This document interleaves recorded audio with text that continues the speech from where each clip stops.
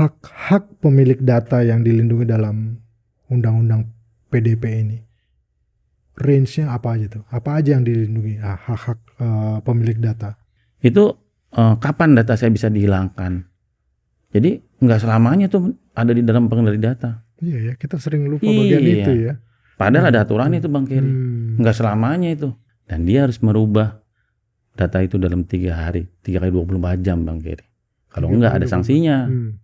Nah ini pelindungan data pribadi ya. Seringkali data kita kok dipakai sama orang lain gitu. Karena di undang-undang PDP ada sanksi denda korporasi, denda pidananya Bang Keri. Jadi kalau data kita dipakai tanpa persetujuan kita tuh bisa berhak untuk mendapatkan company dapat denda sekitar 50 miliar Bang Keri. Sebenarnya kan sebuah institusi seperti perbankan itu kan punya ada IT-nya, ada security-nya.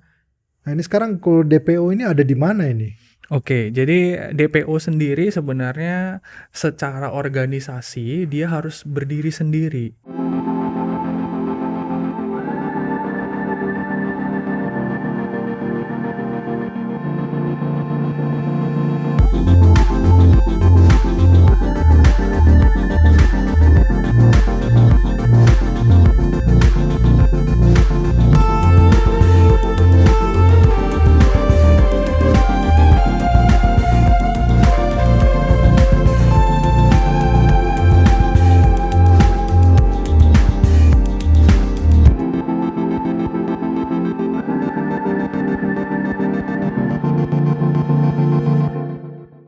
Sahabat Senayan Roundabout Talk, kita bertemu lagi di talk show kita hari ini.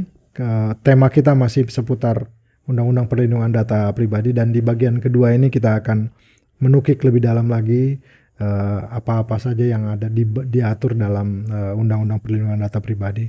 Yang pertama, saya akan bertanya ke Mas Cornel lagi nih Mas.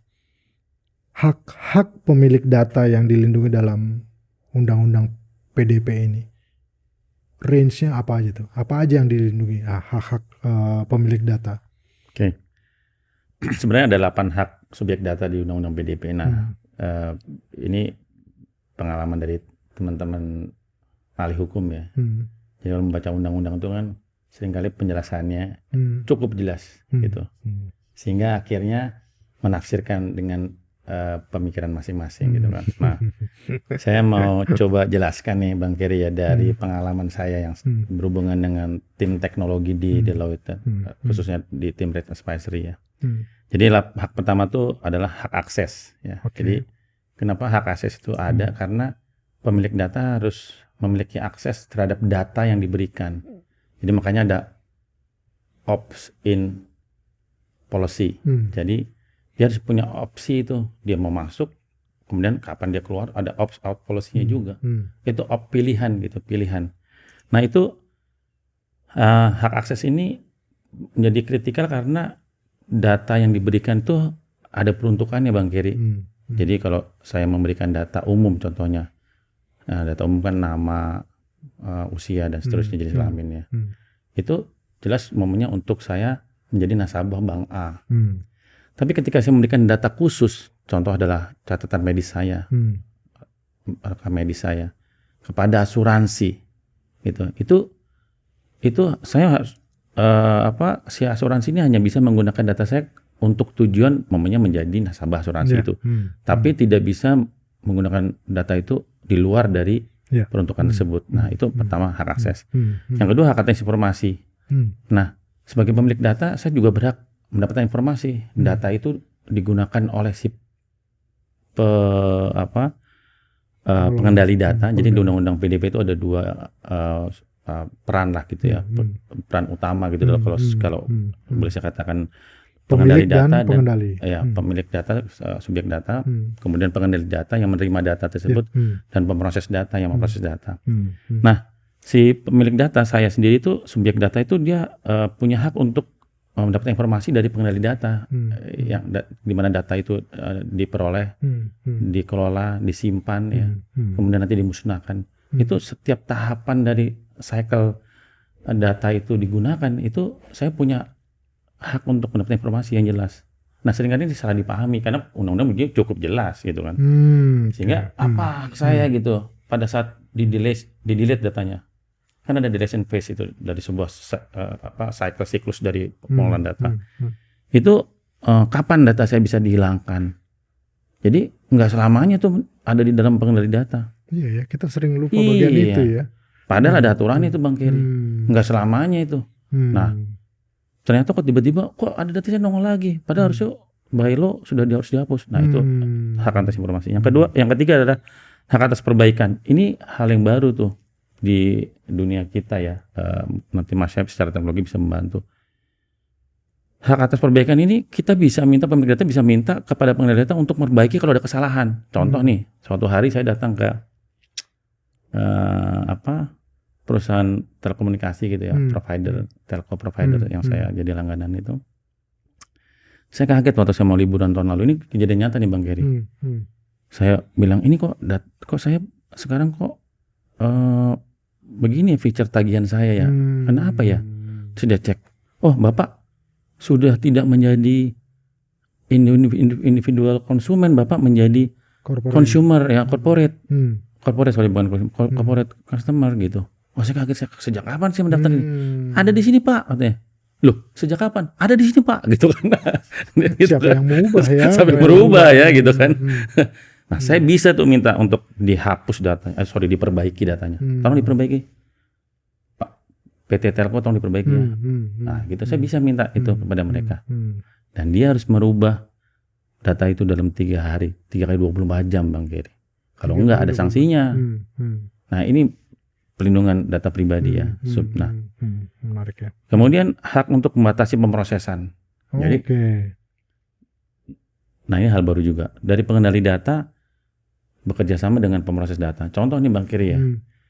Ketika saya ikut arisan gitu kan, atau saya datanglah ke suatu acara ya, acara launching new BM lah katakanlah, BMW launching gitu kan. Terus tulis nama daftar gitu, nama Keri dan seterusnya, saya dan seterusnya gitu kan. Kemudian dipakai oleh dealer itu untuk tujuan lain gitu, kepada namanya scoring company. Coba dilihat ini kemampuan itu. Nah itu nggak boleh. Si dealer yang mengundang kita untuk acara launching itu tidak bisa menggunakan data kita kepada scoring company karena data kita tanpa izin kita. Ya, harusnya buat BMW. BMW. Satu, yang kedua, antara si pengendali data, si dealer ini dengan scoring company harus ada perjanjian Bang Keri. Itu diatur di Undang-Undang PDP. Namanya perjanjian pemrosesan data. Harus ada dan itu jelas. Nah kita bisa bilang, kalau ternyata kita nggak setuju pembatasan pemrosesan data itu, kita bisa minta aturannya itu. Kita bisa ikut bantu. Bukan ikut bantu, kita punya hak untuk mengatur data processing agreement itu, katakanlah gitu Bang Keri. Kemudian selanjutnya adalah hak mengajukan keberatan. Nah kita punya tuh, kalau data kita ternyata tiba-tiba dijual atau enggak, bukan dijual, seringkali kita data kita kok dipakai sama orang lain gitu. Karena di Undang-Undang PDP ada sanksi denda korporasi, denda pidananya Bang Keri. Jadi kalau data kita dipakai tanpa persetujuan kita tuh bisa berhak untuk mendapatkan company dapat denda sekitar 50 miliar Bang Keri. Nah itu hak mengajukan keberatan. Kemudian hak memindahkan data Bang Keri. Hak memindahkan data tuh kita boleh tuh, makanya ada opt out policy gitu. Kita boleh tarik data kita. Kita mau pindahin data kita nggak mau lagi di telco itu.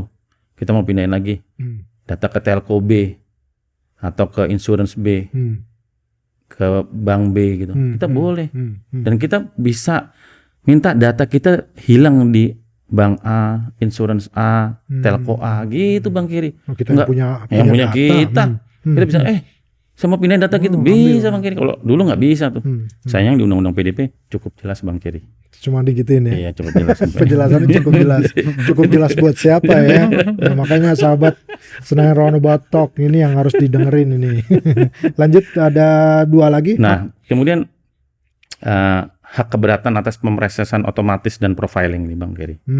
Ini, nah itu biasanya kan seringkali kita tahu tuh cookie policy Bang Keri. Kita nggak sengaja klik gitu, tiba-tiba semua data kita langsung dianalisa. Wah, kemudian data kita direview dan dipakai buat kepentingannya dia gitu kan. Nah itu kita bisa tuh protes Bang Keri, karena data kita itu kita bisa mengajukan keberatan. Kita nggak otomatis memberikan persetujuan kepada Anda untuk memproses data kita. Jadi cookie policy itu nggak bisa otomatis, makanya dipilihan sebenarnya. Tapi banyak orang kan nggak tahu, malas bacanya atau aduh panjang begitu baca. Oke-okein aja. Setuju. Padahal sebenarnya memberikan persetujuan untuk penggunaan data kita di luar peruntukan awal. Oke. Makanya ini pengalaman dari riset di luar Bang Kiri ya. Kadang-kadang karena kemalasan pemilik data untuk membaca itu karena berlembar-lembar atau font itu, itu juga kecil-kecil fontnya itu mengakibatkan dia nggak sadar bahwa dia telah memberikan akses kepada pengendali data untuk menggunakan datanya dia di luar peruntukan awal gitu Bang Kiri. Ini yang terakhir nih. Ya. Hak terakhir. Ya, yang terakhir itu adalah tadi sudah membatasi pemrosesan hak mengajukan keberatan sudah, perbaikan sudah 8 Bang Kiri ya? 7 di saya. 7 ya. Akses, hak perbaikan data, penghapusan data. Saya tadi lupa yang terakhir penghapusan data Bang Kiri. Itu jadi kita punya hak untuk minta dihapuskan data itu. Jadi kayak tadi kan hak memindahkan data. Otomatis dari Bank A kita bisa bilang ke Bank A, tolong dihapus data saya gitu. Bank A nggak bisa mengatakan tidak, atau insuran A nggak bisa mengatakan tidak Bang Kiri. Itu hak saya, tolong dihapus data saya. Nah itu hak yang diberikan oleh undang-undang Bang Kiri. Nah ini udah 8 hak nih Mas saya nih. Bagaimana implementasinya nih? Ini kan kita bicara ini semua tadi itu kayaknya ada kaitan dengan teknologi ya pasti ya kan gitu ya. Dan terus bagaimana industri selain menerapkan bagaimana seluruh hak tersebut terakomodir gitu ya, adjustment apa lagi sih yang dibutuhkan oleh industri atau bisnis dalam menyiasati undang-undang PDP ini? Oke, jadi yang perlu diperhatikan juga, ini kita ngomong bukan cuman perusahaan kecil tapi juga skala besar gitu ya. Nah kalau kita ngomong skala besar di dalam karyawannya tersebut juga ada ratusan bahkan ribuan orang yang melakukan tugasnya masing-masing. Kalau tadi Bang Kornel sempat bilang bagaimana pembatasan hak akses misalnya, di mana customer tersebut misalkan nasabah itu mengupload datanya atau mengisi data pribadi dia di sebuah form atau di tulis tangan gitu ya. Nah kemudian ditaruh di sebuah penyimpanan. Nah, penyimpanan tersebut dari segi kalau saya sebagai seorang DPO, saya harus tahu siapa aja yang berhak untuk mengakses storage tersebut, penyimpanan tersebut. Nah, itu kita ngomongin hak akses ya. Jadi, untuk mengakses sebuah penyimpanan itu tidak boleh sembarang orang, hanya orang-orang tertentu. Dan kalau misalkan kita punya ratusan bahkan ribuan orang atau ribuan karyawan gitu dalam perusahaan kita, harus dibatasi siapa-siapa aja sih yang harus boleh. Semakin sedikit mungkin itu lebih baik. Dan setiap orang yang punya akses ke penyimpanan itu juga harus dibatasi. Satu penyimpanan kan isinya bisa ratusan bahkan ribuan nasabah juga di dalamnya. Nah, spesifik satu orang itu hanya bisa mengakses nasabah yang mana, jam berapa dari jam berapa, kemudian diperuntukkan untuk apa itu harus jelas. Itu untuk ngomongin hak akses aja. Belum lagi kalau misalkan data nasabah tadi dipakai atau dimodifikasi oleh orang. Jadi misalkan tentu aja misalkan tadi Bang Kornel ingin mengubah data pribadinya dia di sebuah bank gitu ya.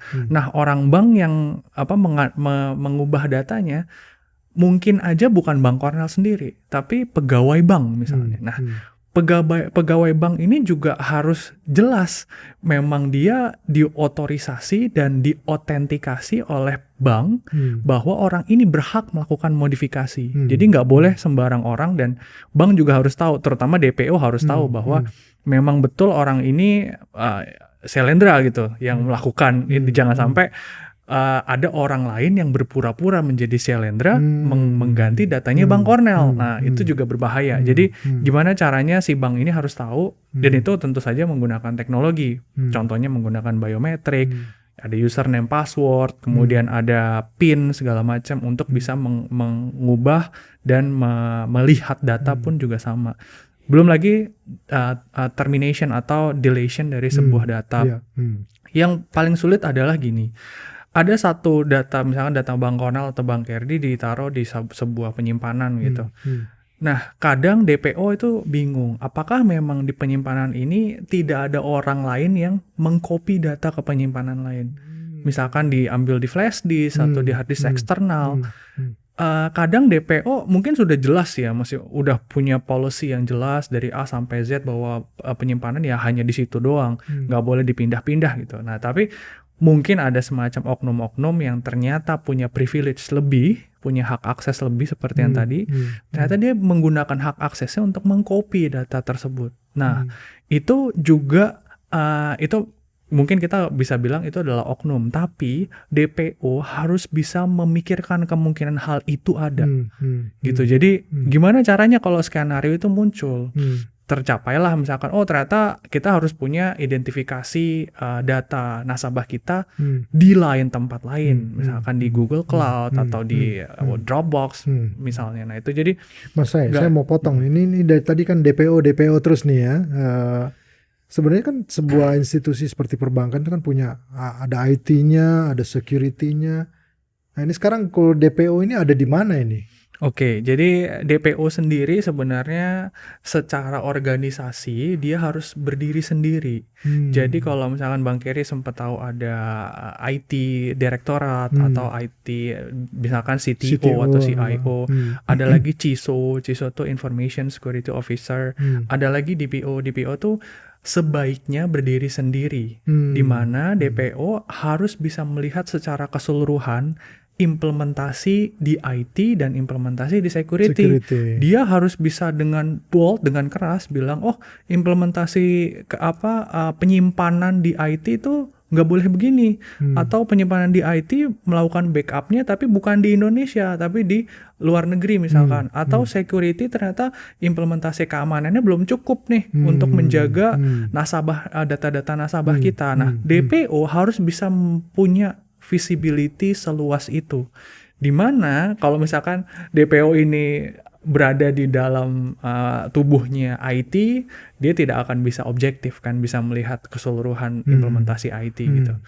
Nah, jadi hal-hal yang DPO sendiri posisi itu harus, DPO tadi diatur udah diatur sekarang ya dalam undang-undang PDP itu. Di dalam undang-undang PDP jelas. Betul. Penjelasannya tentang DPO juga jelas, Mas. Apa sudah jelas atau cukup jelas? Jelas.